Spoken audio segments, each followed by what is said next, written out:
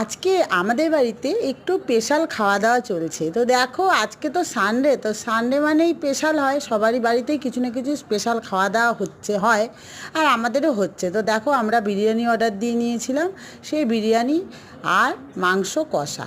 তো মাংসটা হচ্ছে চিকেন, আর এই বিরিয়ানিটা না চিকেন বিরিয়ানি। আর বিরিয়ানিটা খুব ভালো, খেতেও খুব স্বাদ। আমরা এই দোকান থেকেই আনি, তবে দোকানটার নাম হলো আপনজন বিরিয়ানি।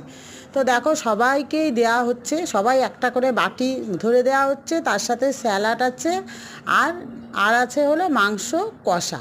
তো মাংস কষাটা আমি দেখাচ্ছি একটু পরে, তার আগে সবাইকে বিরিয়ানিটা দেওয়া হয়ে গেছে, সেইগুলো খাওয়া দাওয়াটা আমি দেখাচ্ছি। তো বাটিতে করে সবাইকে একটা বাটি করেই ধরে দেওয়া হয়ে গেছে। তো সবাই বাটির থেকে ঢেলে দিয়ে নিয়েই করছে, কারণ সবারই না মাঝে মাঝে একটু একটু মানে বাইরের খাবার একটু খেতে ইচ্ছা করে, বিশেষ করে সানডে হলে। তো দেখো আজকে এই যে চিকেনটা না, আমরা বিরিয়ানিটা অর্ডার দিয়েছিলাম, আর আমরা চিকেনটা এনেছিলাম, আমরা নিজেরাই চিকেন কষা করেছিলাম, তবে আলু দেইনি, কারণ হলো বিরিয়ানিতে না আলু আছে। এই যে আলুটা অনেকেই খেতে পছন্দ করে না, তবে বাচ্চাগুলো আলু মানে ভালোবাসে।